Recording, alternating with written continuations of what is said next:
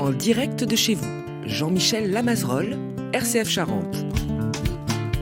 Bonjour à toutes et à tous, bienvenue dans En direct de chez vous, où, comme la semaine dernière, nous allons évoquer le passé de la ville d'Angoulême au niveau social, religieux et plein d'autres choses, avec notamment les Sœurs de Sainte-Marthe et Sœur Anne-Geneviève qui nous fait l'amitié d'être ici, qui est toujours enrouée, et puis le Père Laurent Morin, qui lui aussi, pour la partie historique et générale du diocèse, j'allais dire, dans le contexte national, va resituer les choses. Nous étions arrêtés la semaine dernière dans la chapelle où nous nous retrouvons encore aujourd'hui, où nous avions évoqué notamment la Révolution, et c'est de là que nous allons partir, peut-être en visitant mieux la chapelle, et puis avec la sœur, et je suis entouré de vitraux du 19e siècle, etc.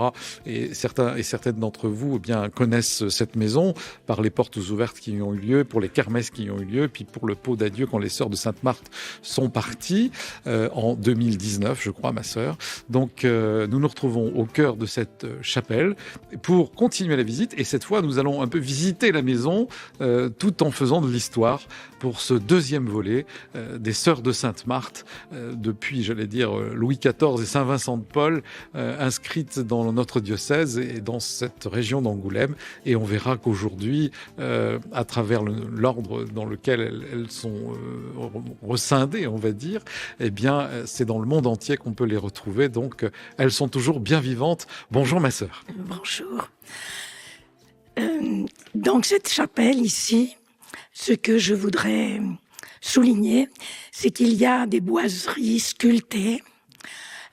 Ces boiseries ont été sculptées par une de nos sœurs qui était handicapée, mais qui avait appris le métier d'ébéniste et qui a passé des heures et des heures à préparer les dessins et à sculpter toutes les frises qui sont en haut de ces boiseries et qui rendent un certain cachet à cette chapelle. On peut noter aussi sur le côté couloir, vous avez des petites grilles là, avec des ronds. Ce sont les lieux où la sœur qui assurait la porte pouvait se tenir pendant les offices. Donc, elle voyait par les grilles et on ouvrait les œilletons ronds pour qu'elle puisse entendre ce qui se disait sans être obligée d'aller et venir et de déranger la célébration si quelqu'un sonnait. C'est les originalités d'une maison religieuse organisée. Oui, ça se voit. Alors, un grand rectangle, très haut de plafond, de style classique, on va dire. Et puis, à hauteur un peu plus, à 2 mètres, on va dire à peu près, on a des boiseries. Et après, c'est bien sûr le crépi, les éclairages, etc. Une tribune au fond. Mais ces boiseries entourent entièrement la pièce. Elles sont magnifiques.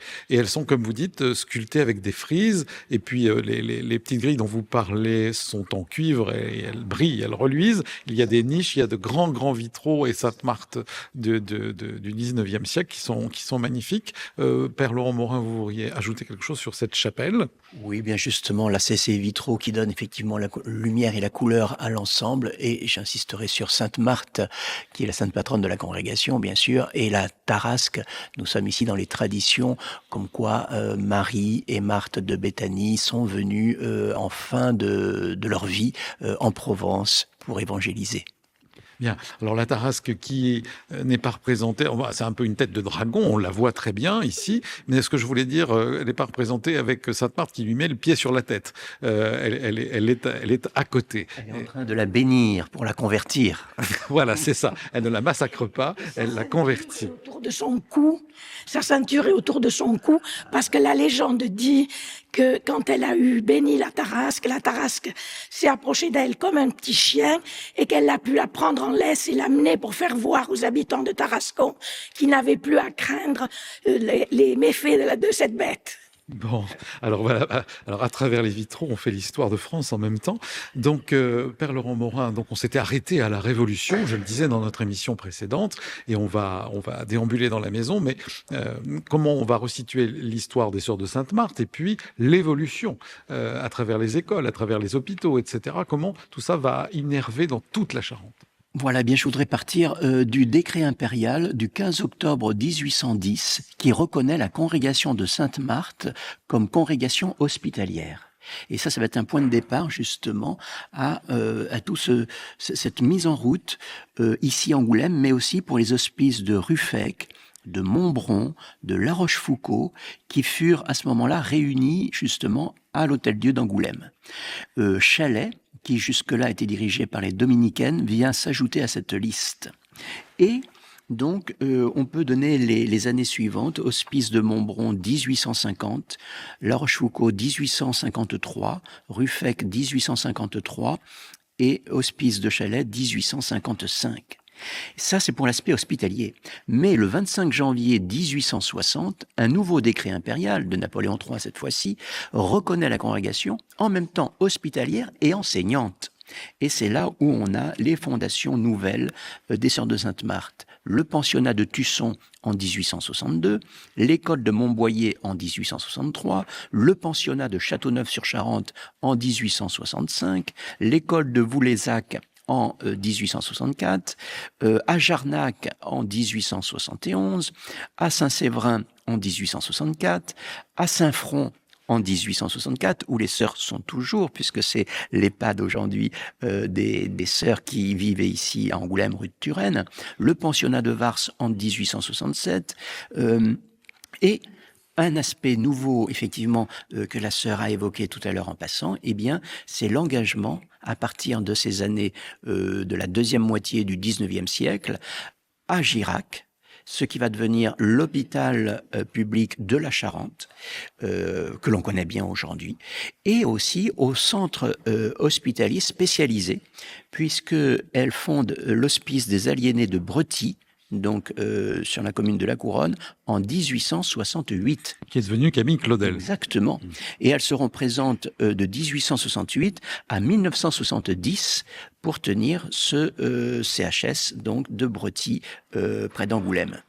C'est aussi le pensionnat d'Angoulême qui est fondé en 1872, l'école de Puréo la même année, le pensionnat de Guimps la même année, l'école des Essarts en 1874, l'école de la Couronne en 1875, l'école d'Iviers en 1876, et même une école, elles tiennent aussi la petite école primaire Saint-Paul d'Angoulême en 1877. Alors, c'est important ce que vous dites là, parce que ce ne sont pas, on le disait en préparant l'émission, des écoles privées, car c'était l'école en général, puisqu'on est sous l'Empire, le Premier Empire et aussi le Second Empire. Ce sont les sœurs, les organismes religieux qui sont chargés de s'occuper des hôpitaux et également des écoles. Absolument. Nous sommes là dans les écoles publiques communales tenues donc par les sœurs. Et même les lois Jules Ferry de 1882 ne changeront rien à la donne. Les sœurs continueront cet enseignement après les lois Ferry de 82. On a la liste qui continue à Abzac, à Segonzac, à Aigres, à Saint-Cloud, à Passirac, à Fouqueure, à Massignac, à Montrollet, à Champniers, à Lignersonville, à Yersac, à Saint-Genis-d'Yersac. Toujours, les sœurs tiennent ces écoles publiques jusqu'en 1902. Et c'est là où il va y avoir la véritable césure, puisque la loi de 1901 prévoit que les associations de type religieuse, eh bien, doivent rendre des comptes. Et c'est cette loi de 1901 qui va entraîner la fermeture des établissements, ou plutôt le départ des sœurs qui tenaient ces établissements publics. Et les congrégations vont être même suspendues, interdites en France. Et il faudra, eh bien, soit que les sœurs se laïcisent pour tenir les écoles et continuer à faire la classe, ce qu'elles vont faire en bon nombre, ou alors partent, ou encore, eh bien, refusent d'enseigner, ne puissent pas être obligés de ne pas pouvoir reprendre l'enseignement. Donc là, il va y avoir une véritable césure suite à cette loi de 1901, et ce n'est qu'après la guerre où, cette fois-ci, les écoles libres tenues par les Sœurs de Sainte-Marthe vont ouvrir. Et ces écoles libres, eh bien, on va bien les connaître. Encore notre génération, on les connaîtra à Jarnac, à Châteauneuf, à La Rochefoucauld, à Angoulême, à Loumeau, etc. Alors, ce que vous dites est intéressant. Quand vous parlez de guerre, c'est la Première Guerre mondiale. Oui, oui, cette Première Guerre mondiale qui va être le point de départ, parce qu'on s'est aperçu qu'on a eu beaucoup besoin des sœurs pendant la guerre, celles qui tiennent les hôpitaux des combattants. Ici à Angoulême, il faut bien s'imaginer que les grands établissements publics comme les lycées, etc., sont transformés en hôpitaux provisoires. Et qui est-ce qui sont rappelés à la rescousse? Les sœurs de Sainte-Marthe, pour soigner les soldats qui sont blessés pendant la guerre. Donc on voit bien qu'on a besoin d'elles. Et il y aura donc des assouplissements à ces lois de 1901, eh bien, dans cette période de la Première Guerre mondiale. Et on voit donc la réapparition à la fois des hospices tenus par les sœurs, mais surtout des écoles, puisque ces écoles, eh bien, vont être jusque dans les années 1960 des lieux d'éducation dans les villages, dans les quartiers, partout en Charente. Alors, ce que je voudrais dire, c'est que comme on fait nos émissions en direct de chez vous sur les lieux et qu'on va beaucoup dans les petites communes, eh bien, on peut voir dans l'architecture des écoles laïques, avec le bloc du 19e siècle, mairie, école des filles, école des garçons d'un côté. C'est parce que, eh bien, les sœurs, elles avaient d'autres bâtiments, évidemment, dans lesquels elles exerçaient et qu'elles étaient parties. Et donc, on a construit spécifiquement, et puis pour bien marquer dans le temps, la nouvelle école, on va dire. C'est ça, la nouvelle école, avec cette fois-ci, effectivement, le lien plus fort à partir, donc, bien sûr, de la fin du 19e, avec les lois qu'on appellera les lois de laïcité. Mais encore une fois, dans un premier temps, c'est pas si net que ça. Les sœurs aussi jouent un rôle important. Ici en Charente, c'était soit les sœurs de Sainte-Marthe, soit les sœurs de Notre-Dame-des-Anges dans ces établissements, avant de créer des écoles libres séparément. Alors, on va quitter la chapelle, ma sœur, et on va prendre le grand couloir qui longe sur le côté de cette chapelle pour monter dans les étages sous la férule de notre ami Jean-Luc Noireau. Je voudrais que on reparte comme on l'a fait avec le père Morin de la Révolution et de ce qui arrive aux sœurs, parce que comme on parle d'humanité, eh bien ces sœurs, elles vivent des moments très difficiles où il faut des fois qu'elles quittent leur habit, qu'elles quittent leur vocation religieuse pour devenir des demoiselles, pour pouvoir continuer à enseigner, ou comme disait le père Morin, peut-être quitter pour ne pas, révoquer leur vocation. Qu'est-ce que vous pourriez nous dire alors que nous allons continuer à déambuler dans cette très beau bâtiment de la rue de Turenne à Angoulême? Alors certaines de nos sœurs, effectivement, ont connu des moments très difficiles. D'abord, toutes ont dû quitter leur communauté où qu'elle soit et leur service où qu'elle soit. Même si dans certains lieux, notamment les hôpitaux, elles ont été rappelées parce que personne ne pouvait faire le travail comme il était fait et les malades n'étaient pas soignés correctement.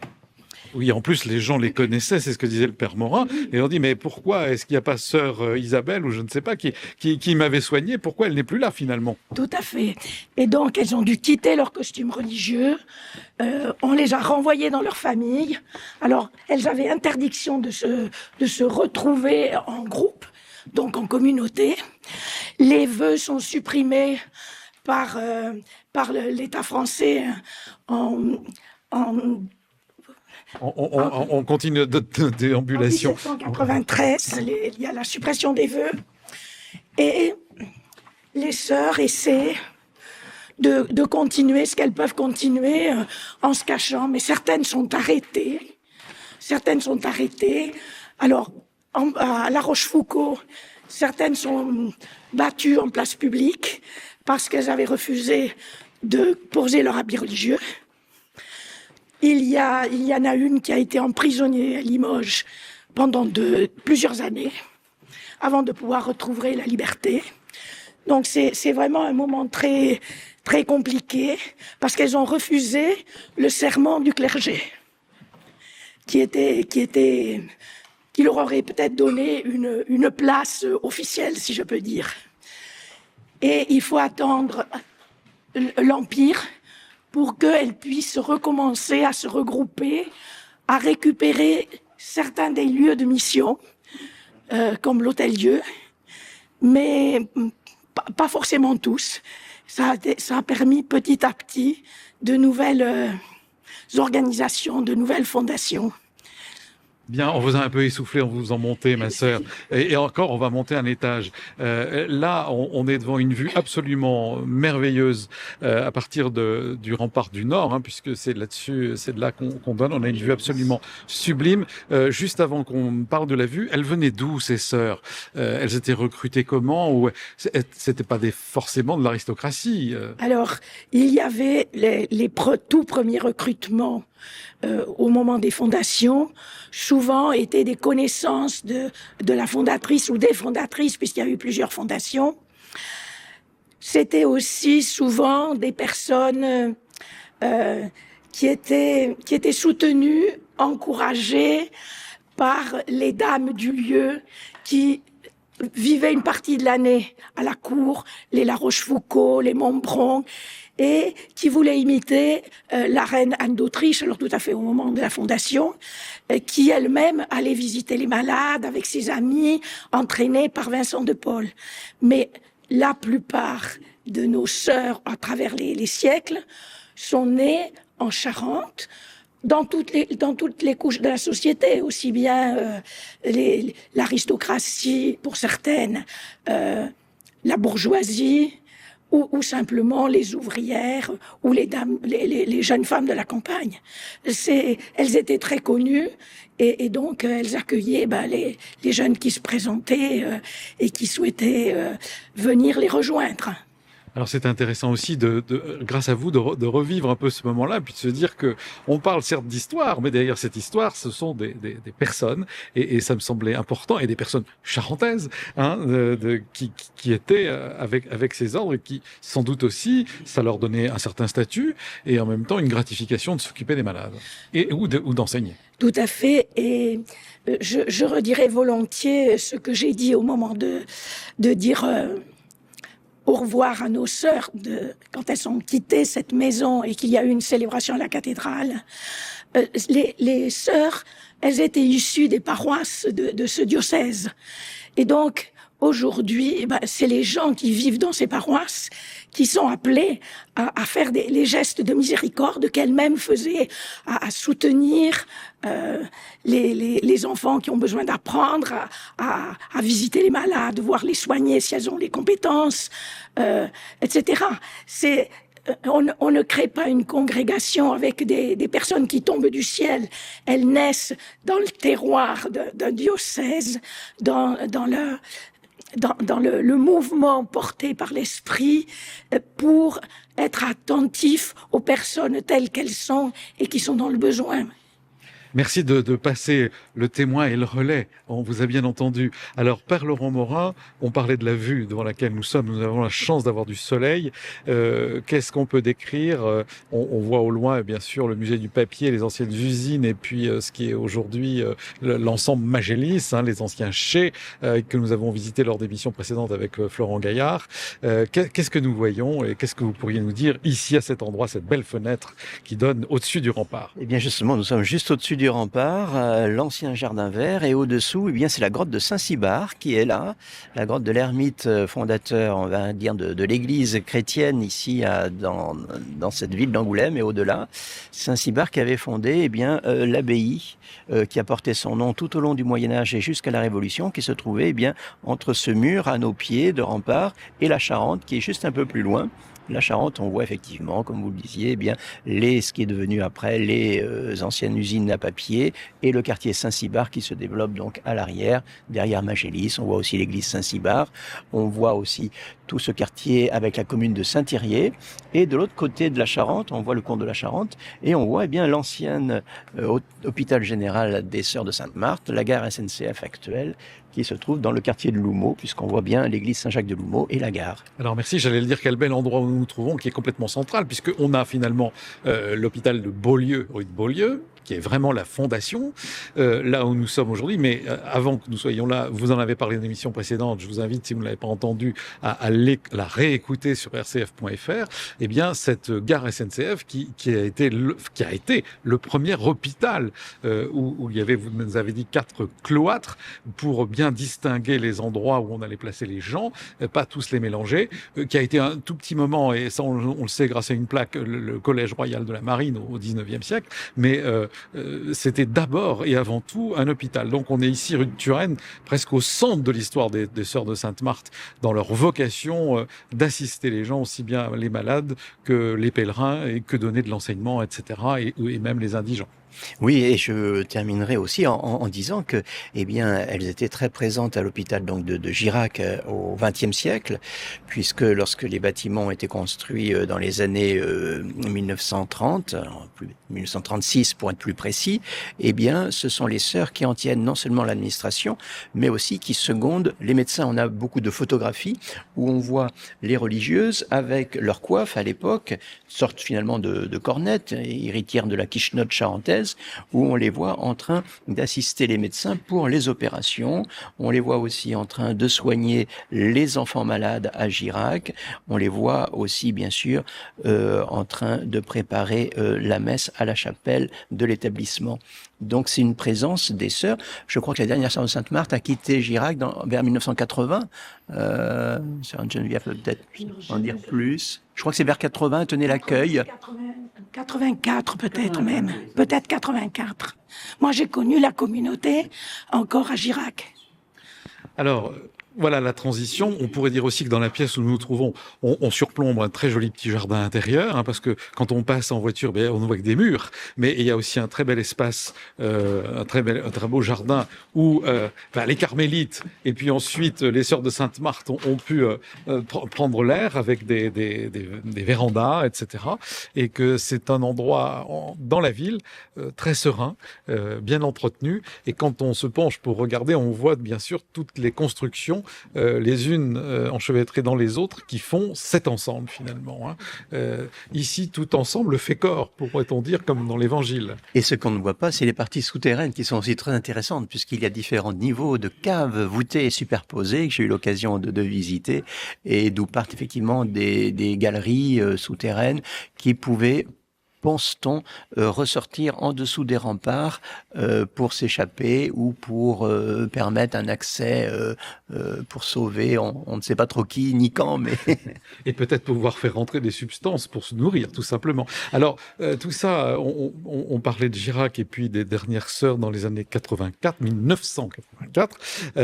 Ça me donne l'occasion toute trouvée pour que vous nous disiez un peu où on est l'ordre aujourd'hui, enfin, de ce moment-là, jusqu'à aujourd'hui, et puis pour demain. Alors, on va partir des années 80. Qu'est-ce qui se passe pour les sœurs, aussi bien dans les écoles que dans les hôpitaux? Et puis, comment bien tout ça s'est dissous petit à petit parce que les gens ont vieilli. On parlait tout à l'heure des gens du pays qui sont rentrés. Mais qu'est-ce que ça devient aujourd'hui et qu'est-ce qui va se passer demain, ma sœur? Mais d'abord, revenons en 80. Demain, je ne sais pas. Je ne suis pas Madame Soleil. Mais moi, je remonterai volontiers à 1969, juste après le Concile. Le Concile invitait les communautés religieuses à revenir aux sources de leur fondation, au charisme, parce que vous savez, les habitudes, quelquefois, prennent le pas sur la source profonde. Et dans ce mouvement-là, les sœurs de Sainte-Marthe de Périgueux et les filles de Sainte-Marthe d'Angoulême ont décidé de se rassembler puisqu'elles avaient les mêmes origines. Et s'est jointe à elles une autre petite congrégation qui avait son siège à Romans dans l'Isère pour les rejoindre parce qu'elles avaient les mêmes peut-être pas tout à fait le même charisme, mais en tous les cas la même façon d'aborder la mission. Elles ont fait une union canonique en 1969.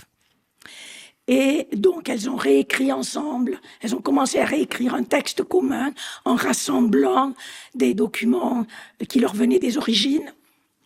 Et dans ce mouvement-là, il y a deux congrégations bordelaises, la doctrine chrétienne et le bon pasteur de la Visitation, qui cherchaient aussi à se rapprocher d'autres et qui, en 1971, se sont jointes à cette union. Donc les textes ont été repris pour être retravaillés ensemble. Moi, je ne suis rentrée qu'après. Et donc, ce rassemblement de sœurs, il y avait à peu près 600 sœurs en rassemblant les 5 instituts, qui étaient implantés beaucoup en Charente, puisque en Charente, la communauté et la congrégation était diocésaine. Mais il y avait les autres étaient implantés plus largement en France, et celle de Romans était implantée en Argentine, parce qu'elles étaient toutes enseignantes au moment de la séparation de l'Église de l'État, et elles se sont retrouvées à 700 sœurs sans plus aucune mission du jour au lendemain.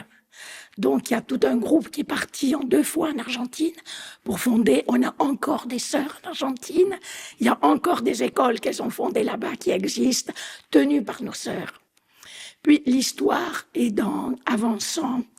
Les choses ont beaucoup changé, comme vous savez, dans la vie de l'Église, notamment en Europe. Et au chapitre de 2010, qui est le chapitre, c'est une réunion des délégués de toutes les communautés qui traite les sujets et qui choisit les responsables de la congrégation. Au chapitre de 2010, finalement, les sœurs qui étaient rassemblées ont décidé que c'était plus opportun de rejoindre une congrégation plus vaste pour permettre aux jeunes sœurs des pays du Sud, qui n'étaient pas très nombreuses, il y en avait au Cameroun, au Gabon et en Argentine, mais elles n'étaient pas assez nombreuses pour que le renouvellement, elles se trouvaient bloquées finalement dans la même mission toute leur vie si on restait en l'état. Donc on a fait des recherches pour trouver une congrégation qui ait les mêmes lieux d'implantation, qui a un charisme proche. Et on a rejoint les Sœurs de la Charité de Sainte-Jeanne-Anty de Touré, qui est une congrégation fondée à Besançon par une fille de la Charité qui, à la Révolution, a dû quitter sa congrégation. Et l'évêque du moment, après la tourmente, lui a demandé « Non, il faut pas revenir chez les Sœurs chez filles de la Charité. Vous avez appris plein de choses, il faut que vous fondiez ici dans le diocèse, tout est cassé, il faut tout remonter. » Donc, on a le même charisme de fond, qui est un charisme vincentien. Et cette congrégation est implantée dans 32 pays. Donc, nous nous trouvons embarqués dans une congrégation beaucoup plus vaste. À l'heure actuelle, dans ma communauté, il y a une sœur vietnamienne, une sœur camerounaise, 2 sœurs espagnoles, et nous sommes 2 françaises, et nous attendons une italienne. Voyez, ce rassemblement, cette fusion, on a rejoint sous forme de fusion canonique en 2014. Cette congrégation, cette fusion nous permet à la fois d'avoir encore un élan missionnaire, de voir arriver des jeunes sœurs d'autres pays du monde et une ouverture apostolique sur bien plus large que ce qu'on pouvait imaginer vu de Charente ou même de Dordogne. Bon, finalement, c'est une sorte d'arc-en-ciel, comme aurait pu dire Joséphine Baker. Merci, ma sœur. L'émission, elle est terminée, donc je suis obligé d'arrêter là maintenant. Merci, sœur Anne-Geneviève. Merci, père Laurent Morin. Merci, Jean-Luc Noireau. Nous sommes ici maintenant, ça continue à travers l'école Sainte-Marthe-Chavagne et à travers vous, à cette rue de Turenne, pour ces 2 émissions sur les sœurs de Sainte-Marthe, sur cet endroit, sur notre diocèse et sur tout cet investissement. Et on l'a bien senti, ma sœur, ce nouveau rayon de soleil et comment dire, d'ambition nouvelle sous les auspices de notre Seigneur qui va vous faire et nous faire tous avancer. Merci et à la semaine prochaine pour une autre émission d'En Direct de chez vous.